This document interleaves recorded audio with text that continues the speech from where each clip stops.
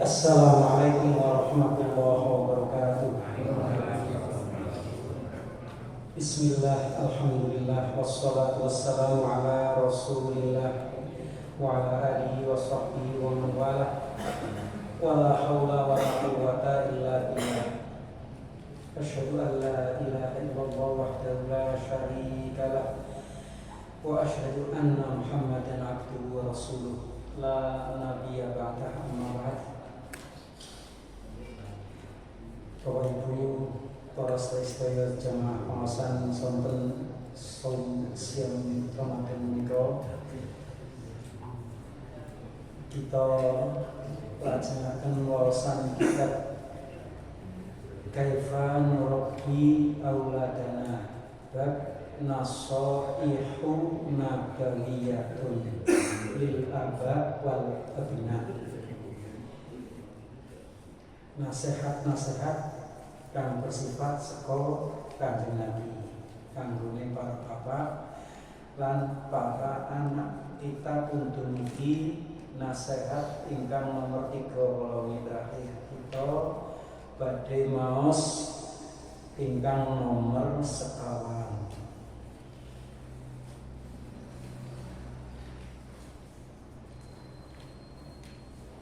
Untuk buka ya, nomor 1. Ini direct susunanipun Syekh Muhammad bin Jamil Zaitun. Wa qala sallallahu alaihi wasallam, kullu mauludin yuladu alal fitrati fa abawahu yuhawwidanihi aw yunassiranihi aw yumajjisanihi kama salil bahimati tuntijul bahimata hal taro fiha jad'an rawahu al-Bukhari.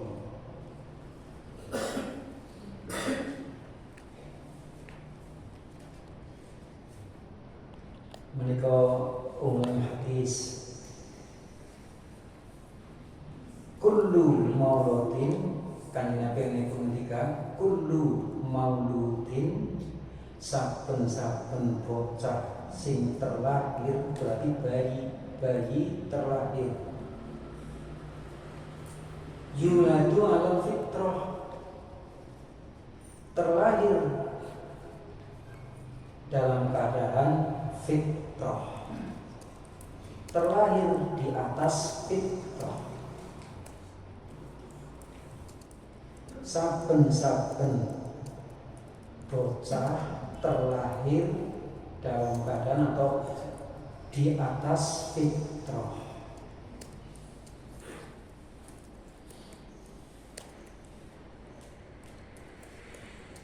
Jadi bayi lahir saking gua garbanipun ibu. Fitrah diterjemahkan dari para ulama secara umum, ya, para ulama yang terjemahkan ya fitrah, bersih, suci, kaya dene kertas, lembaran kertas ingkang dereng dioret-oret, dereng di garisi, dereng di nodai, belum terkena noda, jadi masih suci, masih mulus, bersih, ibarat kertas yang belum terkena noda apapun, tulisan apapun, goresan apapun. Itu keadaan bayi. Kula wali jenengan biyen lahir keluar seorang bayi. Sami dinten kadang putra putri kita, wayah-wayah kita aslinya terlahir disebutkan oleh Nabi dengan penyebutan halal fitrah, di atas fitrah. bersih, suci, belum ternoda. Fa'abawahu mongko njur wong tuane sekloron, abawahu bapak ibune abi umine rama biyune orang rama biyun sedih ya, papa mama, papa kalau mama yuhabidani sing dadekna bayi kuwe Yahudi, yuhabidani, mereka berdua yang menjadikan anak tersebut menjadi Yahudi. Au yunasironi, atau mereka berdua yang menjadikannya menjadi Nasrani. Au yumajisani, atau yang menjadikannya sebagai Majusi.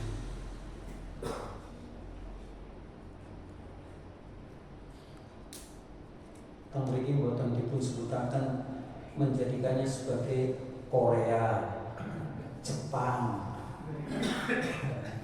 ora, tapi 3 kelompok ini disebutkan oleh Rasulullah. Pasti karena 3 kelompok inilah yang dianggap terpenting oleh Nabi Shallallahu Alaihi Wasallam sebagai rival, mempunyai rivalitas yang sangat tinggi terhadap Islam dan kaum muslimin. Rivalitas, saingan atau perlawanan. Mereka bertiga ini, kelompok 3 ini yang mempunyai sifat melawan, menentang Islam dengan tingkat yang sangat tinggi. Sejak Nabi ada sampai dengan hari kiamat besok, 3 kelompok ini.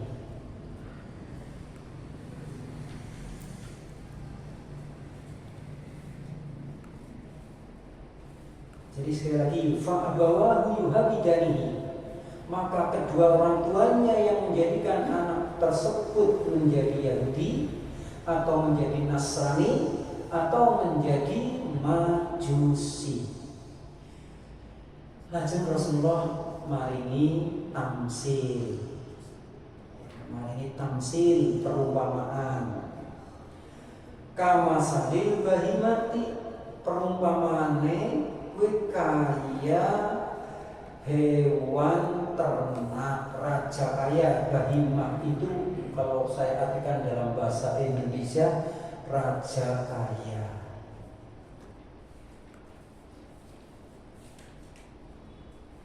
Sapi, kebo Indonesia, unta Arab, itu raja kaya, ternak yang besar. Sapi, kebo, unta.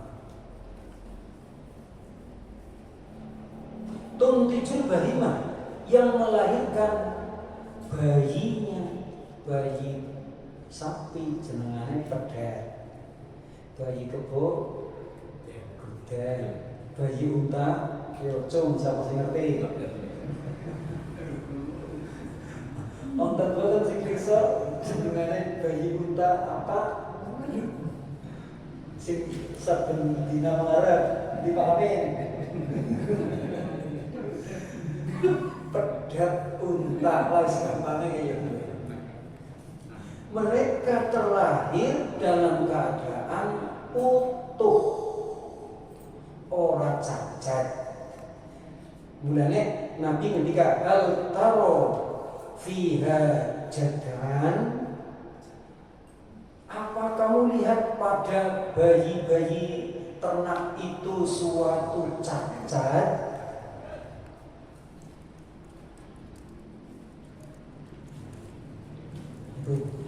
Bayi lahir dalam keadaan sempurna, tidak cacat. Ini yang namanya alal fitrah. Apa namanya gue? Sekali lagi ini keumuman di Pak. Makanya tadi ngendika, aku ya tahu sapi sikilnya ini dulu, pedet sikilnya dulu, malah sudah loro, itu di luar kewajaran ya, di luar keumuman. Terus ingat kita pakai kaidah keumuman. Bayi lahir, bayi sapi, bayi kebo, bayi kedet, bayi unta, niku disebutaken hal taro fiha jad'an apa weruh anak cacate. Nah, hal mriki istifham ingkari ingkang maknane jadi tidak kamu lihat.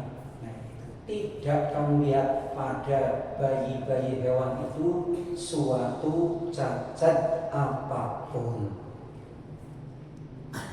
Nah, lajeng dipun ngendikaken keterangan yang menghadapi ini ay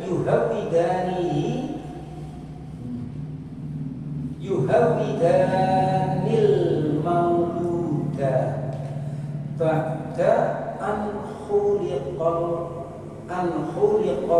ala fitrati tasbihan bil bahimati allati judi'at ba'da an khuliqat salimatan.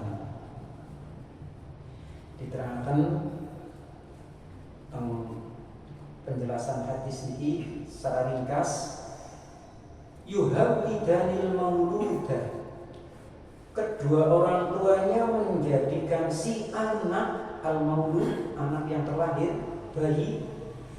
Kedua orang tua menjadikan si bayi menjadi Yahudi ba'da an khuliqa 'alal fitrah, setelah anak tersebut dicipta oleh Allah di atas fitrah, dalam keadaan suci, bersih, tanpa cacat, bagaikan kertas yang belum terkena coret-coretan.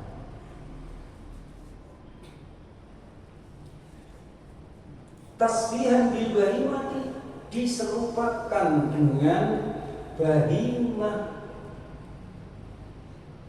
Bahimah ya tadi hewan ternak yang baru lahir, misalnya anak dari hewan ternak. Pedet lah gampangnya, diserupakan dengan pedet, dipadakna, diserupakna karo pedet tentang ini unta ya. Kalau ini di bahasa Arab, maka yang dimaksud di sini unta. Diserupakan dengan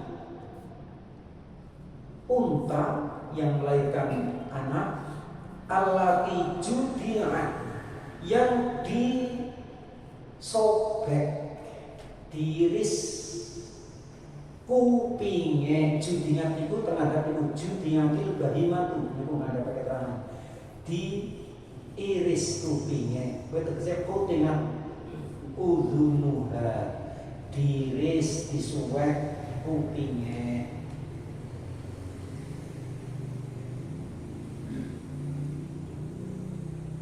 Dahulu di zaman Arab jahiliyah, unta lahir, anak unta terlahir, terus sudah mulai ditandai telinganya dengan dipotong atau diiris bagian, digunting minangka pertanda buenggo apa jenengane persembahan. Bayi unta kowe engko bakale kanggo persembahan maring berhala. Jadi kalau ada unta sudah ditandai telinganya dengan digores, dipotong, kalau cara digrip ya, sapi-sapi pemerintah itu kan digrip nganggo pakai kuping seperti itu milik range tertentu. Nah, di tanah Arab dulu justru ditandai sebagai calon korban untuk berhala. Biasanya seperti itu. Aslinya resik, aslinya utuh. Lah inilah seorang bayi manusia juga begitu, aslinya bersih. Orang tuanya yang menjadikan anak itu nanti seperti apa, jadi apa, model apa, bergaya apa, wong tuane.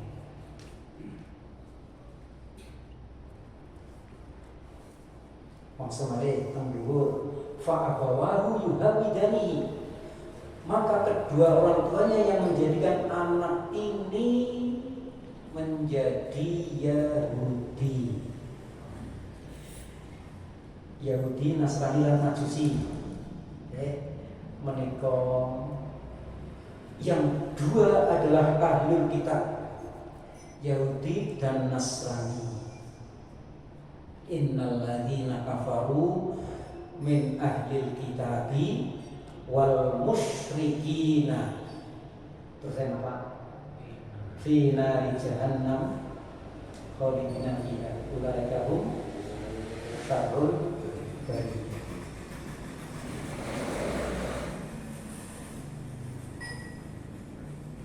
Sesungguhnya orang-orang yang kafir dari golongan Yahudi dan golongan Nasrani, innal ladzina kafaru min ahlil kitab wal musyrikin. Min ahlil kitab itu maksudnya Yahudi dan Nasrani. Kita sampun apal lah. Sebenarnya ahlul kitab ya Yahudi dan Nasrani. Lah lajeng wal musyrikin lan wong-wong musyrik, mereka yang bukan ahlul kitab tetapi menyembah berhala-berhala. Dan disebutkan pemimpin dari golongan musyrikin, contohnya apa ya? Biang kesyirikan sampai dengan nanti di akhir zaman, biang kesyirikan ini adalah al-Majus, bangsa Majusi, si penyembah api yang keberadaannya ini keberadaan Majusi ini akan terus eksis sampai hari kiamat.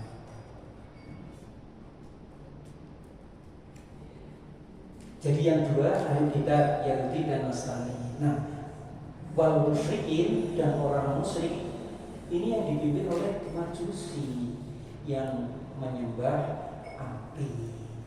Dan di zaman Rasulullah SAW, negara superpower yang menjadi simbol penyembah api adalah negara Persia,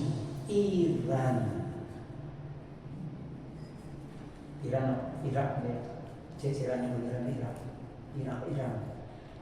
Persia, seperti yang disebutkan dalam sejarah itu kan ada tokoh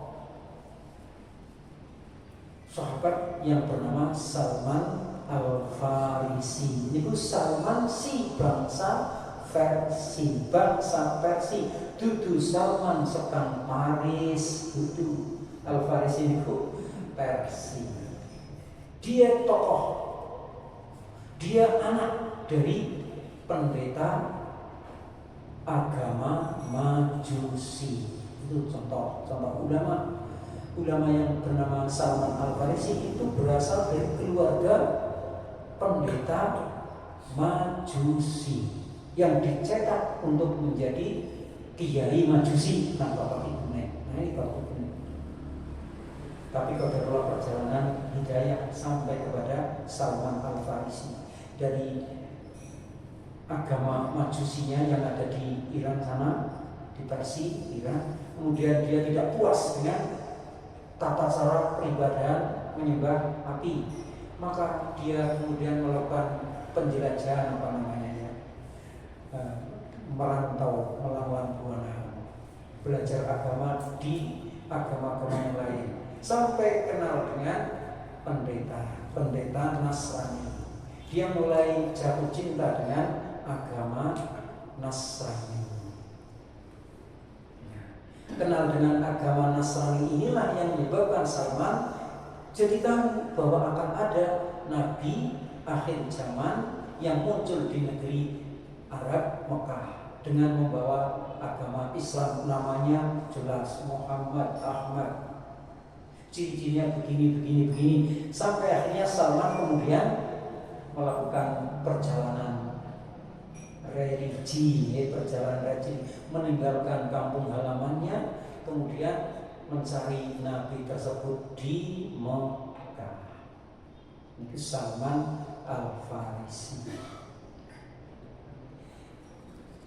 Majusi itu ya. Jadi Majusi bukan ahli kitab, bukan. Penyembah api dan nyembah api itu ya. Di negara Majusi setiap rumah pasti di situ ada lubang di tembok. Di tembok rumahnya ada lubang tempat api menyala. Api abadi yang menyala terus, tidak boleh padam. Itu diantaranya.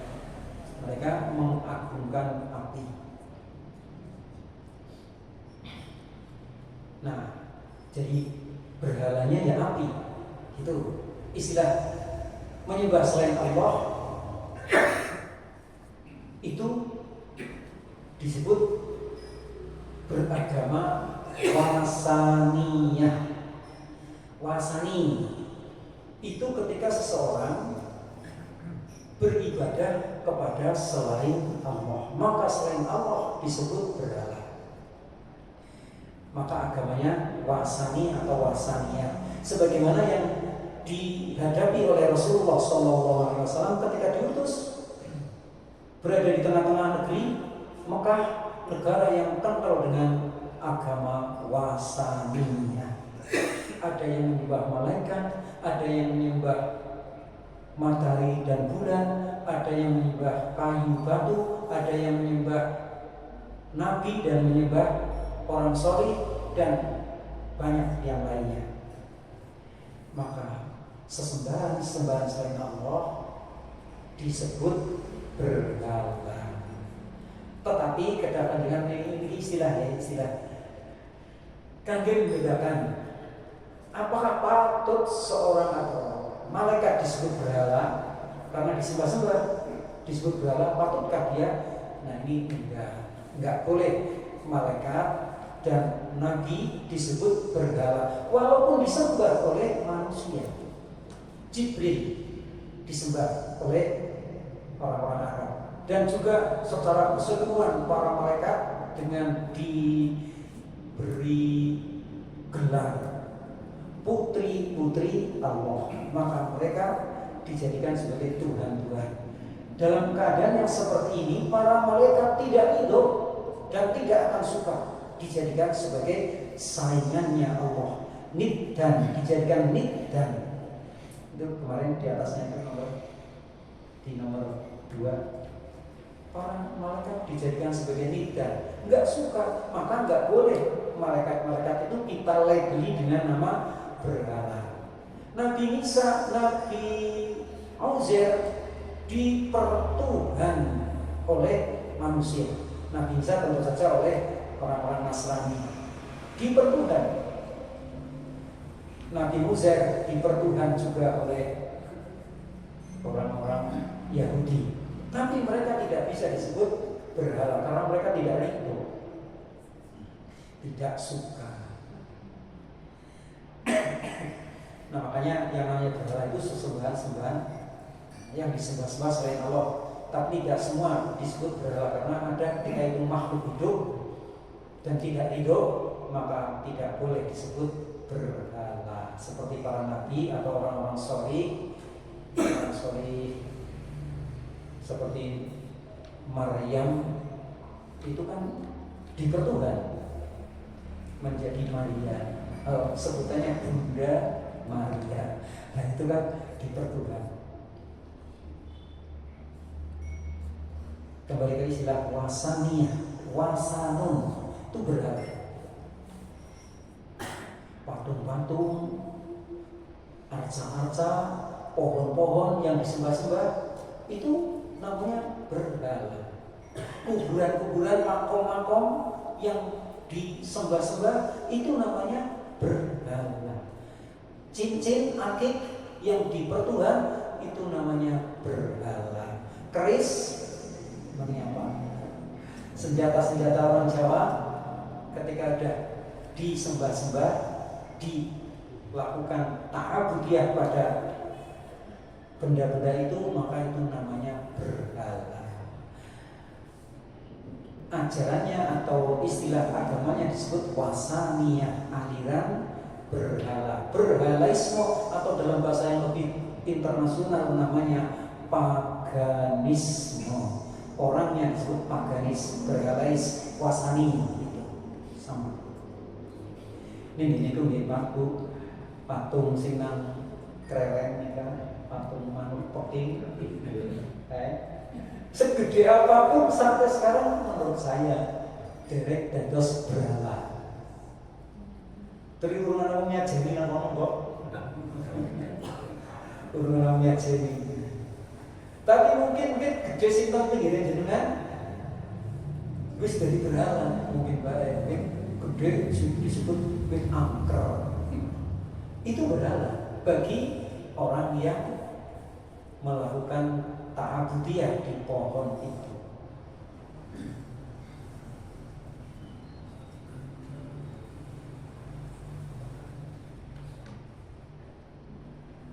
Jadi ada unsur peribadahan ya, maka itu sudah menjadi berhala.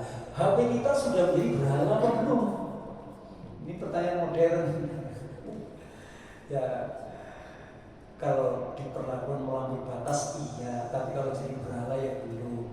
Ujar gua kurungan ngomong si HP lah, jadi lah si HP. Kesuwe dibanting malah. Cobi akik jenengan, ya pokok akik jenengan. Akik mereka yang dipakai oleh para penggemar akik sakti. Nggak mungkin menaruh akik sembarangan. Aku dia bungkisin, dicucuk pada malam-malam tertentu di apa jenengannya? Ya, tanggal 1 terutama tanggal 1 Muharram dilakukan penjamasan. Ya itu yang namanya berhala, memberhalakan benda. Itu ya, jadi sesuatu disebut sebagai berhala ketika sudah dilakukan peribadahan atau ta'abudiyah.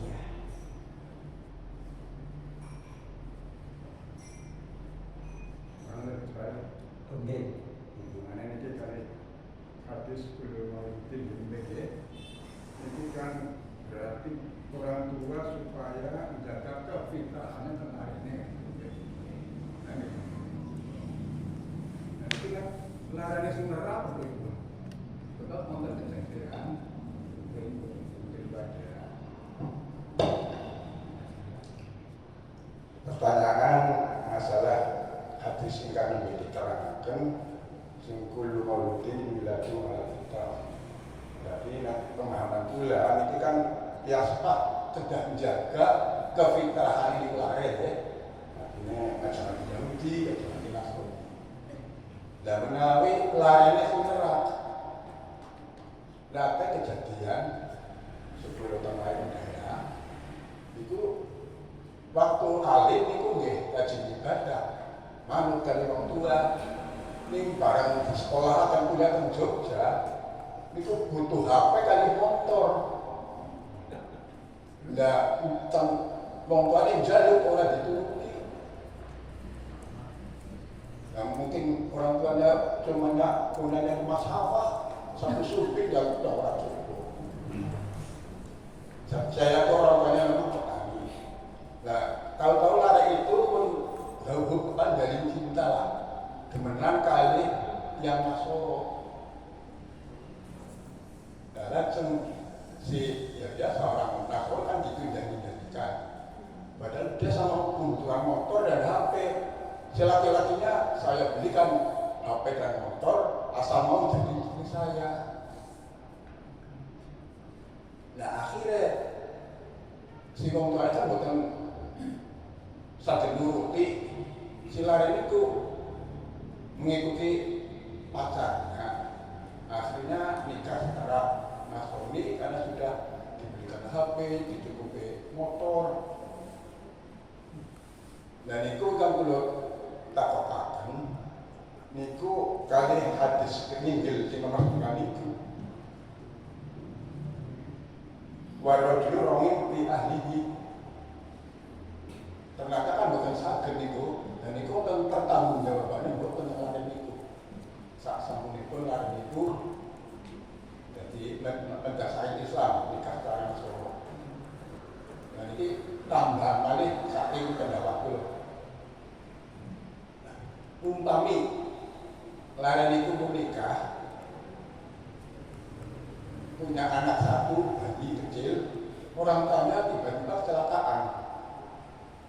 Nah, mbahnya ngambil anak itu diasuh, dijadikan anak soleh, betul-betul jadi anak soleh. Dan itu nek ndoakan wong situ tembay saking boten waladun solihun jadallahu. Dan itu kali ini pertanyaan kula. Matur nuwun. Saking jawabanipun. Nggih, ngaten. Kepiren nggih saking niki nggih ibu-ibu niku pertanyaane. Terus langsung tentang hadis pokok kullu mauludin yuladu ala fitrah. Nggih, hadis ini dengan Nabi memang digiring ke sana bahwa hadis ini menjadi dasar kewajiban orang tua membatik cara menjalankan batik. Bagi kena lahir dalam badan fitrah kayak kertas berungan atau di sana dan kue orang tuanya sing wajib batik. Di batik kudune nganggo batikan gambar Islam. Di batik dididik nganggo didikan Islam. Aja kayak sing dikhawatirkan oleh Nabi ini, maksudnya Nabi memberikan warning ini jangan sampai terjadi anak yang lahir ini dididik dengan pendidikan-pendidikan yang di luar Islam, yaitu pendidikan Yahudi, Nasrani maupun Majusi. Ini kesalahan pendidikan. Jadi karena memang hadis ini hadis tentang pendidikan. Larangan keras bagi orang tua adalah ketika mendidik anaknya dengan pendidikan di luar Islam. Jadi beranu banyak terjemahan apa kata per kata langsung di Pak Tamar segera sampai ke intinya masalahnya. Dia makailah masalah pertama. Terus kata gula laksanakan dia menunggu mau pengawalnya bisa tekan intinya masalah. Ketika Nabi mengatakan fa'abawahu yuhawidanihi, maka kedua orang tuanya yang menjadikan anak ini menjadi Yahudi. Ini pun oleh para ulama dikatakan tidak menjadi 100% Yahudi. Ketika seorang anak mendidik seorang tua mendidik anaknya tetap Islam sih, agamanya tetap Islam. Nah, ada orang tua Muslim yang ingin mengubah atau menjadikan si anak menjadi tidak Muslim, tidak ada. Jadi tidak ada ya. Tetapi disebutkan oleh Nabi ini fa'abawahu yuhawidani, itu bukan berarti si orang tua ini yang betul-betul menjadikan anak itu menjadi Yahudi, tidak. Bagi kalangan orang Islam, ayat ini, hadis ini ditujukan kepada orang Islam. Niku maksudnya hati-hati awas aja nanti lebokna pendidikan anak ajaran-ajaran serta ajaran Yahudi. Dia beragama Islam, kelaminnya Islam, tapi pola pikirnya sudah seperti Yahudi. Dia belum pernah hijrah atau murtad menjadi Yahudi atau menjadi Nasrani atau bahkan menjadi Majusi, tidak pernah. Tapi pola pikirnya sudah seperti Yahudi, sudah seperti Nasrani dan seperti orang-orang musyrik. Ya ini yang dimaksud oleh Nabi seperti itu. Orang Islam itu hendaknya ketika memberikan pendidikan anak harus total dengan pendidikan Islam. Jangan sampai kesalahan didik memasukkan pendidikan-pendidikan yang bersifat Yahudi, Nasrani maupun Majusi. Dan sinyal yang diberikan oleh Nabi apa ya? Tanda-tanda yang diberikan oleh Nabi atau pemberikan Nabi ini ternyata terbukti di zaman sekarang ini. Betapa banyak orang Islam tapi pola pikirnya sudah seperti orang Yahudi, sebagian seperti orang Nasrani, dan sebagian seperti orang Majusi. Gimana sih seperti orang Yahudi? Pola pikir orang Yahudi seperti apa? Karakter pokok yang disebutkan di dalam surat Fatihah. Ihdinas siratal mustaqim, siratal ladzina an'amta 'alaihim. Ya Allah, tunjukkan kami ke jalan-Mu yang lurus. Yang lurus itu jalannya siapa? Alladzina an'amta 'alaihim. Siratal ladzina an'amta 'alaihim, yaitu jalannya orang-orang yang telah Engkau beri nikmat. Nah, nikmat di sini maksudnya nikmat iman, nikmat Islam, itu ya, nikmat kecerdasan Islam. Bukan nikmat harta benda, bukan nikmat dunia, tapi an'amta 'alaihim adalah para nabi, para syuhada, para siddiqun, para sholihun minal mu'minin. Kami tunjukkan kami ke jalan mereka ya Allah, ke jalan orang-orang yang telah Engkau beri nikmat iman Islam.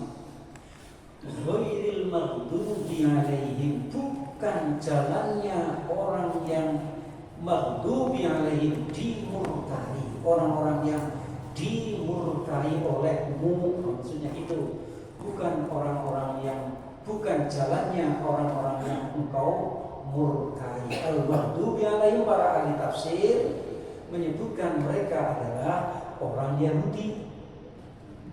Kenapa? Di maghdub biar sama dibendoni, ingkang itu bendoni maghdub 'alaihim, dimurkai. Adalah ghadaba, maghdub, dimarahi, dimurkai oleh Allah. Karena apa? Karena mereka tahu tapi tidak mau. Ini pola Yahudi. Tahu ajaran langit karena dia mendapatkan kitab Taurat, kitab langit, kitab samawi namanya. Agamanya disebut agama samawi. Nabinya juga nabi yang dipilih oleh Allah, Nabi Musa. Tahu kitabnya, tahu kebenaran kitab Taurat, tetapi tidak mau menerimanya, tidak mau mengamalkannya. Itu orang Yahudi. Loh, apa hubungannya dengan umat Nabi Musa? Katanya Nabi Musa umatnya adalah Bani Israel. Umat Nabi Musa itu Bani Israel, anak keturunan dari Nabiullah Israel. Nah, disebut orang Yahudi di sini itu secara khusus menyebutkan orang-orang Bani Israel, umatnya Nabi Musa, sing mursal. Apa ya? Musa apa? Menentang, bangkang, balelo, keluar dari ajaran Nabi Musa. Itu orang Yahudi. Maka sekarang bangsa Israel lebih suka dengan istilah bangsa Yahudi. Tidak kok induknya namanya Israel, Nabiullah Israel alias Yakub. Yakub kagungan putra rolas. Salah satunya yang disebut Yahuda. Nah, Yahuda inilah yang akhirnya menurunkan bangsa namanya bangsa Yahudi yang kemudian menentang ajaran Nabi Musa. Sehingga keturunan Nabi Israel yang namanya Bani Israel secara keseluruhan, kemudian mereka lebih suka dinisbatkan dengan orang ini Yahudi, dengan nama Yahudi menurut sebagian keterangan pengkaji. Jadi orang Yahudi itu secara garis besar, secara gampang disebutkan itu Bani Israel yang keluar dari ketaatan kepada Nabi Musa alaihissalam. Dia masih membaca kitab Taurat, tahu ajaran-ajaran kitab Taurat, tapi sudah banyak yang ditinggalkan. Dan yang termasuk ditinggalkan dan tidak mau dijalankan, tidak mau diterima dan tidak mau diakui, itu adalah berita kenabian Muhammad SAW.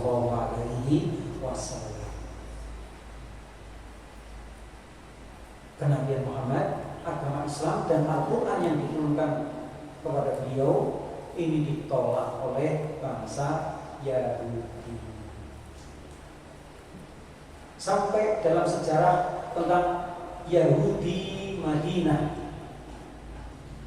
Yahudi Madinah, mereka tahu sebelum bangsa Arab tahu tentang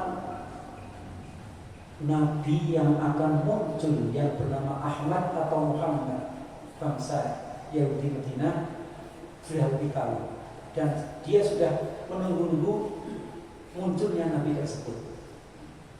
Tapi kalau ini masalah hidayah, ini nanti juga berkaitan dengan pertanyaan Pak Tamar itu masalah hidayah. Dia sudah menanti-nanti datangnya Nabi tersebut, munculnya Muhammad Rasulullah SAW. Orang-orang Yahudi ini tinggalnya nggak jauh dari Mekah, cuma di Madinah. Tapi Nabi lahir di Mekah, muncul di Mekah, diangkat jadi Nabi dan jadi Rasul di Mekah. Nah, kemudian terjadi interaksi dalam melaksanakan dakwahnya. Orang Mekah lebih banyak yang menolak daripada yang menerima. Maka saatnya Nabi mulai melebarkan dakwahnya, yaitu dengan menyampaikan Islam kepada bangsa-bangsa Arab yang datang dari luar Mekah pada musim haji. Di antaranya adalah bangsa Arab Madinah yang datang ke Mekah untuk berhaji, didakwahi oleh Nabi dengan dakwah Islam dan mereka mendapatkan hidayah masuk Islam. 6 orang awalnya. Ketika pulang ke Madinah, 6 orang ini membawa pesan dari Nabi untuk menyebarkan Islam, mengenalkan Islam kepada keluarganya. Jadi mereka kemudian menyebarkan. Dan di tahun berikutnya mereka datang lagi ke Madinah, ke Mekah untuk berhaji. Ini butuh haji Islam ini Pak. Ini haji qoblal Islam. Mereka datang dengan jumlah yang besar. Sampai 70-an lebih orang-orang Madinah, Arab Madinah menerima Islam semua dan pulang ke Madinah menyebarkan Islam di sana, di Madinah. Lah orang Yahudi drengki. Jadi sesuatu yang dipidam-pidamkan oleh orang Yahudi itu kenabian Muhammad, dipidam-pidamkan, wis didegi. Tapi jebule sing jukut isim yang menerima lebih dahulu adalah orang Arab Madinah yang notabene bangsa Arab Madinah adalah musuh bebuyutannya Yahudi Madinah. Dua-duanya hidup di Madinah. Yang satu imigran legal apa ilegal? Ilegal, penduduk yang pendatang ilegal. Yang satunya belum asli di bangsa Madinah. Lebih dahulu bangsa Madinah ini yang menerima kenabian Muhammad SAW. Orang Yahudi sendiri orang tidak cukup sebab sudah diambil lebih dahulu oleh musuhnya.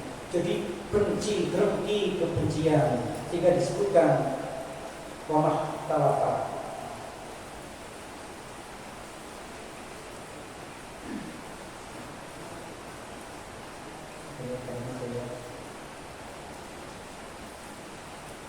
Wa makhtalafal ladina utul kitaba illa min ba'di ma ja'ahumul ilmu baghyan bainahum. Tidaklah orang-orang Yahudi itu berselisih setelah datangnya kebenaran, yaitu setelah datangnya Nabi Muhammad SAW, kecuali karena baghyan bainahum, kezaliman atau kedengkian yang muncul dari hati mereka sendiri. Akhirnya menolak. Ini orang Yahudi menolak kebenaran. Maka disebut mardud yang lain. Tahu persis dalam Al-Quran disebutkan orang-orang Yahudi ini mengenal Nabi Muhammad SAW sejak belum lahir, sudah kenal dengan karakternya, wataknya, sampai disebutkan lebih kenal kepada Nabi Muhammad daripada anak-anaknya sendiri. Ini maksudnya pengenalan secara karakter, watak, sifat-sifat Nabi Muhammad dikenal sekali oleh orang-orang Yahudi ini, lebih mengenal beliau daripada mengenal anak-anaknya sendiri. Nah, ini menunjukkan bangsa Yahudi sebenarnya sudah kenal banget dengan Muhammad melalui kitab Tauratnya, tetapi kemudian menolak dan tidak mau mengambilnya. Mardudnya lagi. Maka siapa saja orang-orang Islam zaman seniki ngerti nih mau melakoni itu pola Yahudi, pola pikir orang Yahudi. Sedangkan orang Nasrani pola bolin langsanes mertinipun tiang-tiang ingkang sami kesasar. Ini cuma kuliah dengan ya satu tingkat ting itu semua. Ihdinas siratal mustaqim siratal ladzina an'amta 'alaihim ghairil maghdubi 'alaihim waladdallin. Sanes mertinipun tiang-tiang Yahudi lan sanes mertinipun tiang-tiang Nasrani ingkang ngertos ingkang boten ngertos nami diparingi ngertos boten purun. Mereka nggak tahu kebenaran, tapi ketika ditunjukkan kebenaran tidak mau.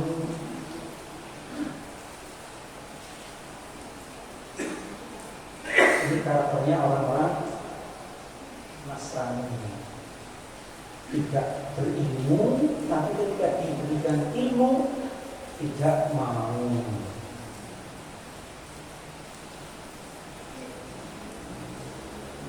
Nah, barangkali para pendidik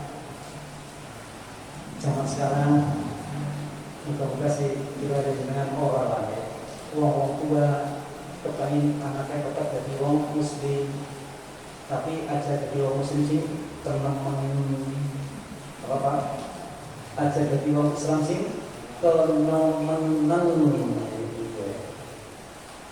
Islami aja. Bahasanya juga aja Arab-Araban itu Islam Jawa yang bicara Jawa.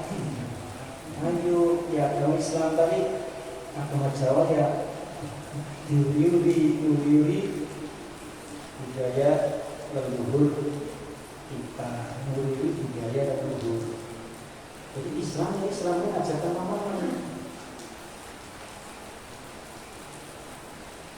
Ini sudah terkontaminasi, tercampuri, tercemar oleh pemikiran-pemikiran Yahudi dan Nasrani.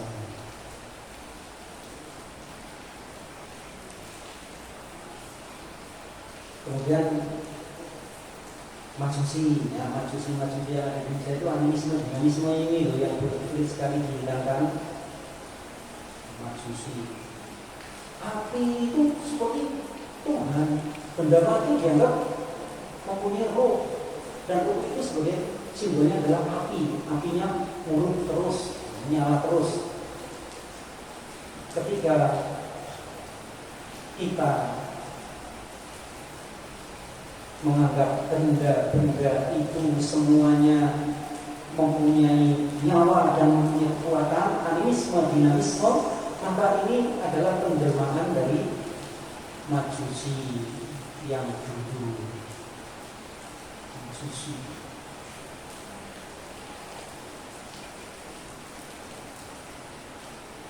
Karena api sifatnya menerangi, mereka melakukan takorban, pendekatan kepada api supaya terang dunianya, supaya mendapatkan pencerahan dan mendapatkan penerangan. Itu dunia itu. Jadi betul ngendikannya Pak Tamar. Jelas ayat hadis ini adalah hadis tentang pendidikan orang tua agar jangan sampai mempola, menggambar anaknya yang aslinya fitrah digambar dengan gambaran-gambaran atau pola-pola model-model Yahudi dan Nasrani serta Majusi. Maksimalkan dengan pendidikan Islam. Tapi berkaitan dengan ini semua Allah juga memberikan contoh. Setiap nabi, bahkan kalau dikatakan setiap nabi tidak selalu sukses, atau tidak ada nabi yang sukses 100% dalam melaksanakan dakwahnya. Karena tugas para nabi itu adalah menyampaikan. Mas'uliyah, pertanggungjawaban nabi, kemudian para ulama, kemudian kita semua sebagai orang tua, mas'uliyahnya, pertanggungjawabannya adalah di sektor kita udah melaksanakan apa belum, kayak gitu. Sudahkah kita melaksanakan perintah mendidik anak, mengislamkan anggota keluarga? Sudahkah kita menjalankan itu? Ini masalah mas'uliyahnya. Sudah benarkah kita dalam melaksanakan tugas pendidikan anak? Masalah hasilnya jadi atau tidak itu tidak ditanyakan.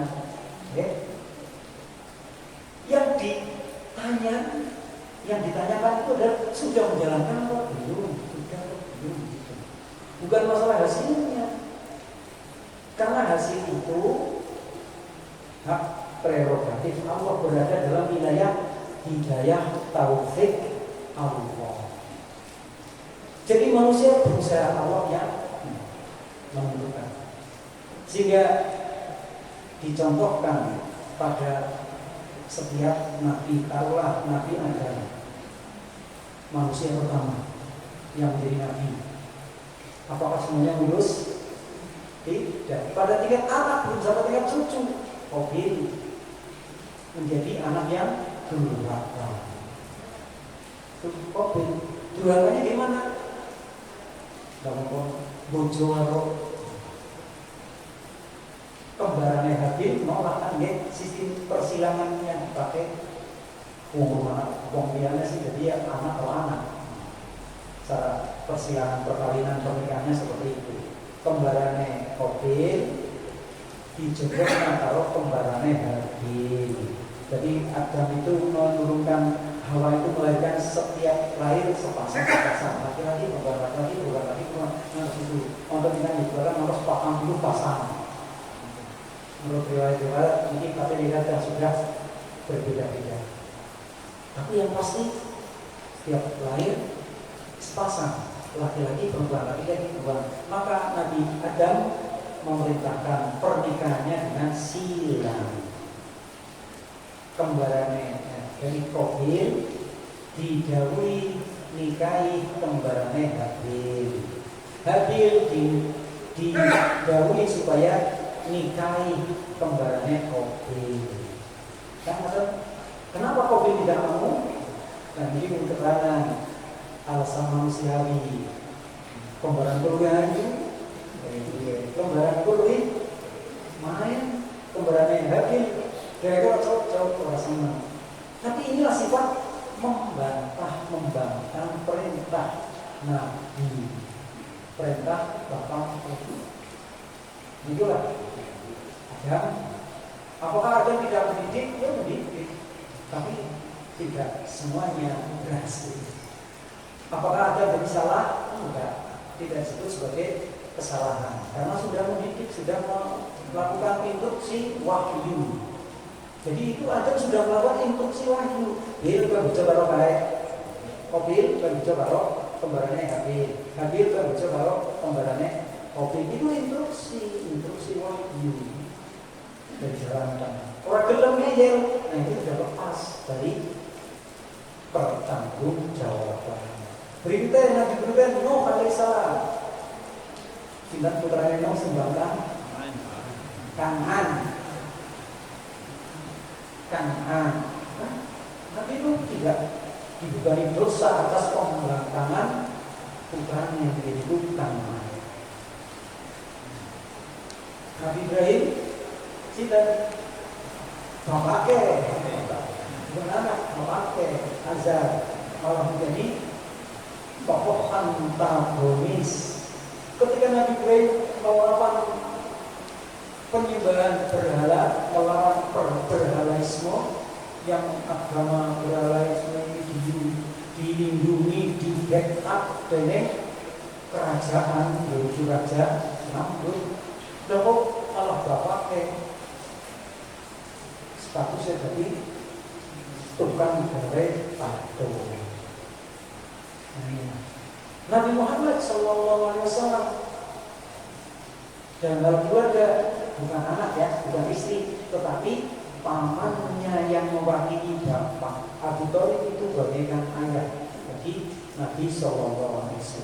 Gagal dia dalam mengislamkan Abu Thalib. Maka pertanggungjawaban kita pun seperti itu. 2 anak 10 sing saha manut kabeh soleh kabeh, sing siji mursal duraka. Tapi kita udah maksimal, udah berusaha, udah menjalankan apa yang diperintahkan oleh Allah, apa yang dicontohkan oleh Rasulullah. Kita gagal. Ini masalahnya karena hidayah taufik, petunjuk taufik, pertolongan untuk mengubah dari keadaan kafir menjadi muslim, dari keadaan taat menjadi tidak taat, itu adalah mutlak kewenangan Allah, hidayah taufik. Makanya ketika bicara tentang petunjuk, apa yang kita sebut dengan hidayah, terbagi dua. Hidayah itu menjadi hidayah dalalah dan hidayah taufik. Hidayah dalalah, hidayah bersifat memberikan dalil-dalil, memberikan petunjuk-petunjuk.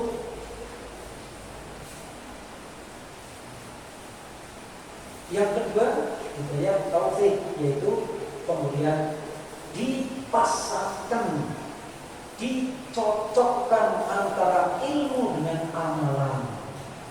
Wis ngerti nek Nabi Muhammad SAW Nabiullah, sing wis ketulis nang kitab Taurat, bahkan kitab Injil. Tapi para pendetanya terbagi menjadi 2. Ada pendeta-pendeta yang tetap ngakoni tapi orang belum ngelakoni. Akhirnya mereka berinisiatif menghapus nama Nabi Muhammad dari dalam kitab Taurat maupun kitab Injil. Itu kreativitas dari pendeta-pendeta mereka. Jadi sebenarnya apa? Konten kreator itu sangat dia mas. Ini yang di depan saya ini konten kreator ini. Seorang ahli bikin konten. Jadi tolong nanti apa pengajian saya jangan dimanipulasi ya. Itu zaman sekarang ngaji bener-bener di dosen yang dipakai kalau ngajian sih bertabrakan bergaya ramai ini hasil dari konten kreator di bidang ini. Maka manusia atau umat bingung, isi bener sih dia konten kreator yang intinya dia hanya ingin mencari popularitas atau memuaskan ambisi-ambisinya. Tapi ini Pak Tamat begini sudah bukan ini ya. Jadi itu Pak Tamat ini ramukan pertanyaannya apa dan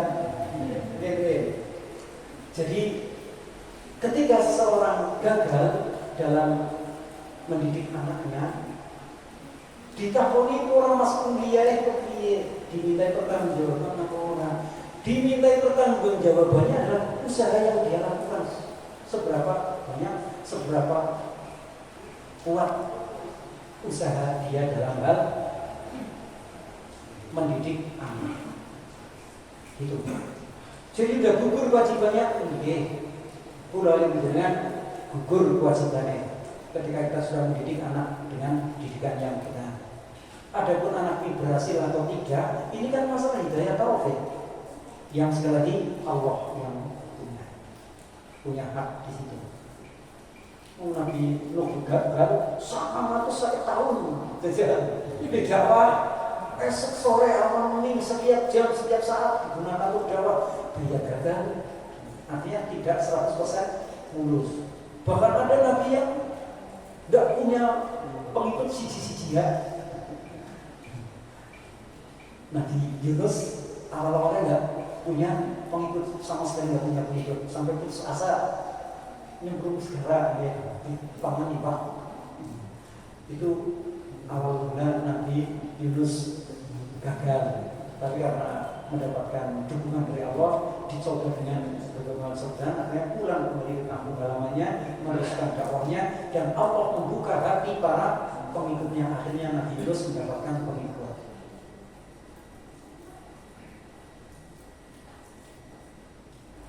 Jajal Abu Lahab, Abu Lahab kan pamannya Nabi Muhammad ya, dulu Abu Jahal, aja keliru. Abu Jahal itu bukan pamannya Nabi. Yang pamannya Nabi Muhammad, paman dalam hari mahram atau adiknya atau dulur kelanannya bapaknya, itu Abu Lahab. Waktu Nabi masih kecil, yang memberi hadiah babysitter Suwaibah al-Aslamiyah itu Abu Lahab. Dihadiahi hadiah kelahiran jenengane budak Suwaibah jenengane. Ya dia itu juga yang pertama kali menyusui Nabi Muhammad Komang seperti itu. Ini yang berriwayat. Jadi ibu susuan yang pertama bukan Halimah Sa'diyah, tapi justru Suwaibah. Eman banget, luar biasa eman. Sampai usia 40 tahun itu masa kesayangan Abu Lahab dengan Nabi Muhammad sampai usia 40 tahun. Bareng Nabi Muhammad mulai dakwah, mendakwakan Islam, mendakwakan kalimat la ilaha illallah, ternyata Abu Lahab menolak mati-matian, tidak mendapatkan hidayah dari Allah. Maka sejak itu permusuhan Abu Lahab dengan Nabi Muhammad itu permusuhan mati-matian, bagikan api dengan air.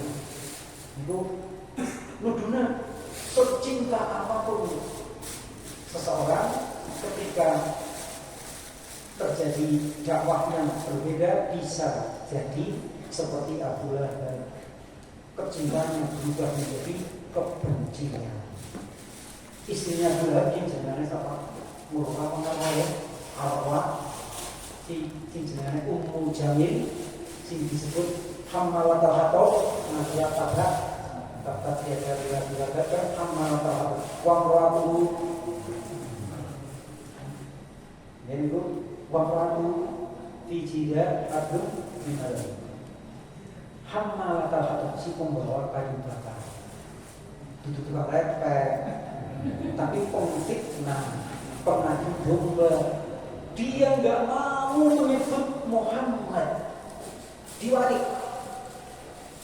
Madmum, bukan Mahmud, tapi Madmum, bukan Mudamman. Muhammad nggak mau, dia panggilnya Mudamman, manusia yang tercela. Kalau Muhammad kan manusia yang terpuji, maka dia membalik namanya menjadi Mudamman. Ini masalah hidayah. Pertanggungjawabannya hanya sampai pada setelah kita ini, pertanggungjawabannya adalah sampai pada usaha kita sudah maksimal waktunya. Gagal, Nabi itu gagal, orang sukses kabeh. Artinya Nabi juga mengalami kegagalan. Nah kita ketika melihat anak ini saja sangat sulit untuk diluruskan, jadi kayak wis ora bakal bagi kita tetap mendoakan. Doanya adalah ya Allah berilah hidayah, gitu. Ya Allah berilah hidayah. Seperti yang digambarkan Pak Amar, seseorang sampai anak ini bahaya anak perempuan, gara-gara HP atau laptop atau motor barang, akhirnya murtad karena terbujuk oleh seorang laki-laki Nasrani. Dijanjiin HP, laptop, motor barangkali, ya murtad. Ini kegagalan yang tidak diminta pertanggungjawaban besok oleh Allah, tidak. Tapi jangan lupa selagi anak ini masih hidup, walaupun dia sudah murtad, walaupun dia kafir, musyrik, didoakan, kita doakan benar boleh. mendoakan orang kafir agar masuk Islam, mendoakan anak yang sudah murtad agar kembali ke dalam Islam, itu sudah seharusnya bagi orang tua. Didoakan, ya Allah, belajar ya Allah, jadikanlah anak saya kembali ke dalam Islam. Dan yang harus mati, nah ditulis mati dalam keadaan kafir, misalnya kita stop, berhenti dari ya Allah mungkin di paringan anak muda, dosa-dosa anak muda, senajan anak muda kamu datos tiang kafir, jangan, ini berhenti, tidak boleh mendoakan orang kafir musyrik, tidak boleh ketika sudah meninggal dunia. Itu belum nuruti sudah Pak. Ada yang nuruti dari duit apa saja Oh, kegagalan orang tua dalam menjaganya anaknya mengajar murtad, gue nu mandat bakhil. Tuh kenapa tuh kena repot kenapa? Ya itu sekali lagi wilayahnya nanti pertanggungjawabannya kepada Allah. Benarkah dia itu sungguh-sungguh orang baik HP, orang baik motor, orang baik ngomongin laptop atau fasilitas dunia itu betul-betul karena kemaslahatan anak, pertimbangannya karena kemaslahatan anak, ataukah karena bakhilnya orang tua itu? Ya tentu saja ini rahasia Allah, ya, atau ini tidak jadi rahasia bagi Allah, tapi bagi orang lain kan ya rahasia. Orang pelit ya itu jadi anak murtad malah kita nuduh aja dulu. Jadi pertanggungjawabannya seperti itu. Alam bisa. Berikut kalau kita masalah butuh dari itu butuh kan akhirnya bisa melakukannya jadi tidak soleh namanya jadi tidak soleh dan itu lindungan orang itu keras. Ini sambungannya kalau si anak dari pernikahan wanita muslim, wanita yang sudah murtad, gitu, warga muslimah dinikah oleh laki-laki kafir, kan otomatis ini pernikahannya batal, tidak sah. Pertama tahu nikah aja kok. Orang yang muslimnya enggak. Ini haram ya haram.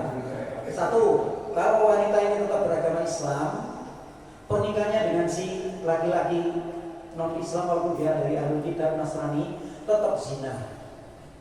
Jadi ini namanya melakukan perzinahan terus-menerus. Nah kalau kemudian si wanita ini kemudian gelayang, hilang akidahnya, terus berburu Kristen, dan itu terjadi murtad. Ya. Kemudian terlahirlah anak. Lahirlah anak, maka hukum anak ini disebutkan kullu mauludin yuladu ala fitrah. Anak ini walaupun lahirnya dari dua pasangan yang sama-sama kafir, tapi anak tetap yuladu ala fitrah, terlahir dalam keadaan fitrah. Bejane anak gue dicandak nang bae. Nah kakine, paninine, candak per dulu aku. Nah, terus dididik dengan didikan Islam menjadi muslim yang baik. Mungkin ini betul-betul pernah terjadi begini. Pertama kira-kira ya karena punya referensi dari kejadian nyata. True story ya Pak. Ini jenis true story. Jadi muslim yang baik. Nah kemudian anak ini mendoakan para bin solihin dia itu lagunya mari sapa.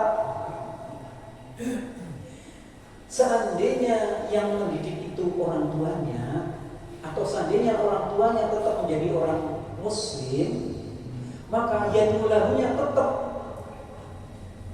sebagian dari yadulahunya tetap kepada orang tuanya yang melahirkannya.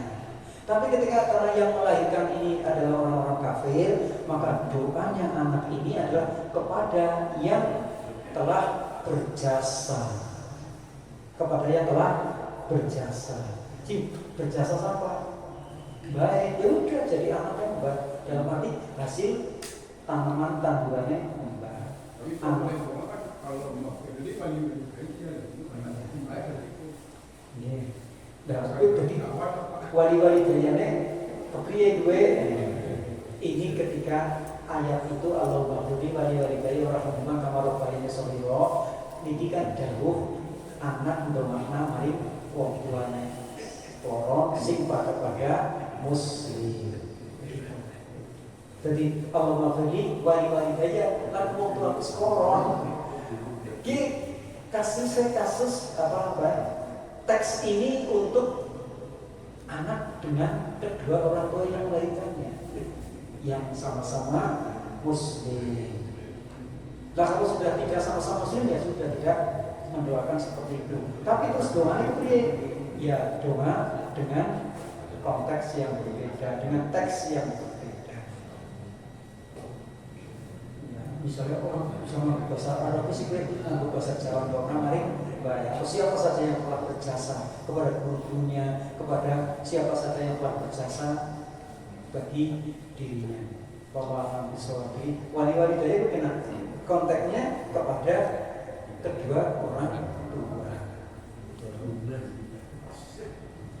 Pak Tadi, dia bilang Pak Tadi pertanyaannya mantan angel. Ini itu biasa nih tuh. Karena soalnya kan mobil ini kok terjawab nih kok ketinggalan kerja. Terus pertanyaan kok namun singkat mawon. Jadi kudu mulai itu itu loh gitu. Dan ini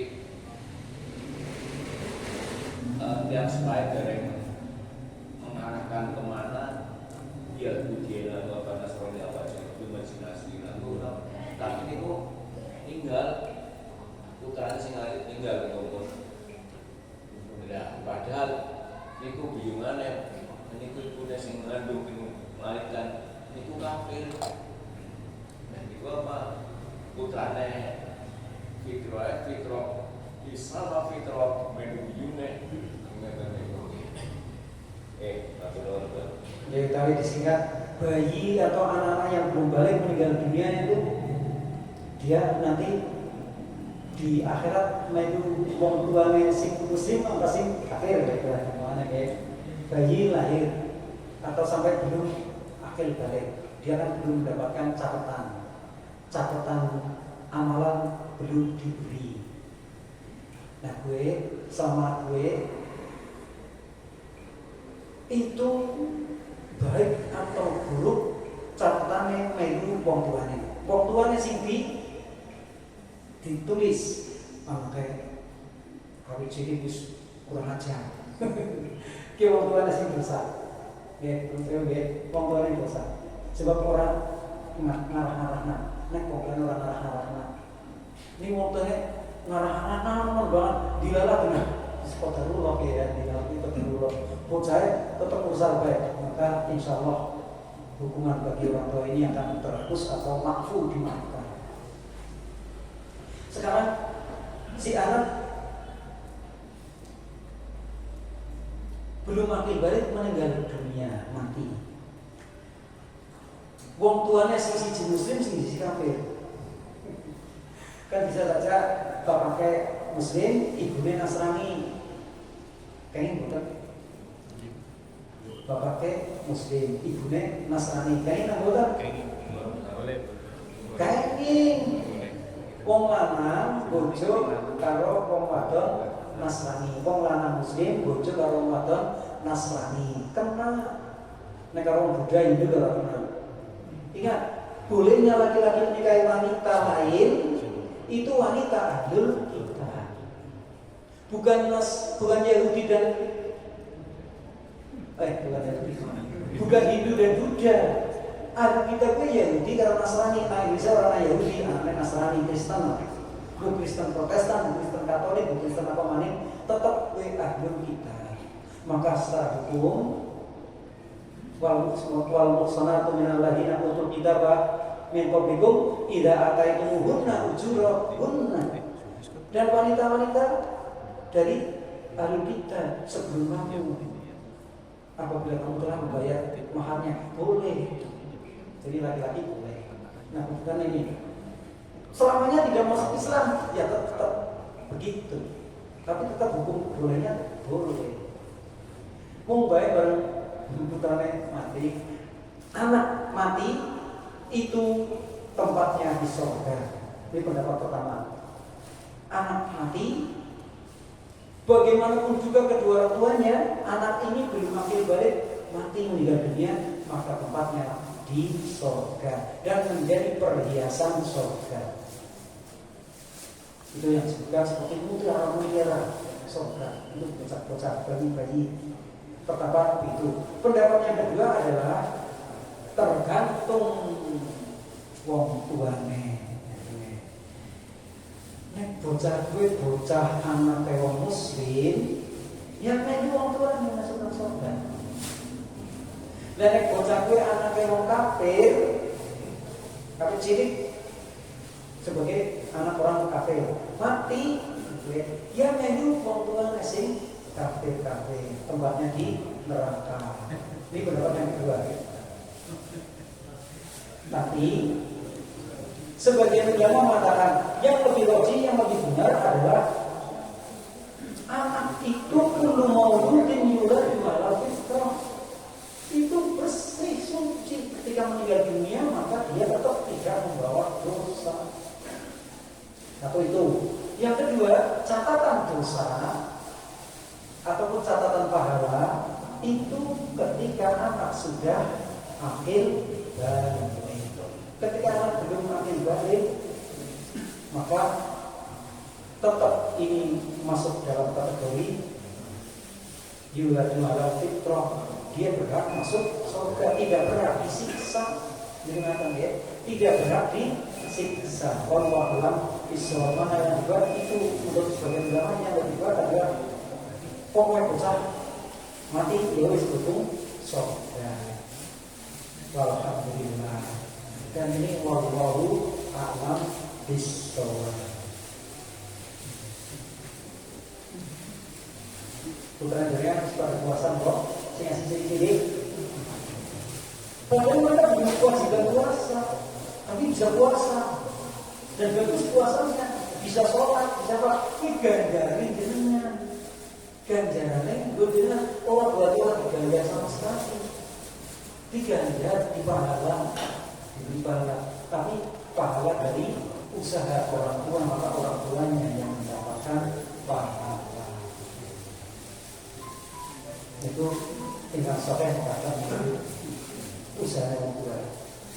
Aja pur gadane kok ya, terusane barang dulu pikir. Bukan jabatan doa yang dikit. Bukan jadi cuma lowongan. Orang tuanya orang dia apa kowe? Karena dia apa kowe? Ini pelanggaran. Yang maka dosanya ini adalah dosa seorang tua. Anak ini mati. Misalnya ya, kalau bertukar mau sekolah, untuk mati. Nah, anak ini mungkin tidak berdosa, belum punya dosa, tapi orang tuanya sih dosa. Allah Akbar. Mungkin apa yang kita kasih saat ini bermanfaat, kita bacakan hingga hari ini insyaallah. Subhanakallahumma wa bihamdika asyhadu an la ilaha illa anta astaghfiruka wa atubu ilaik. Wassalamualaikum warahmatullahi wabarakatuh.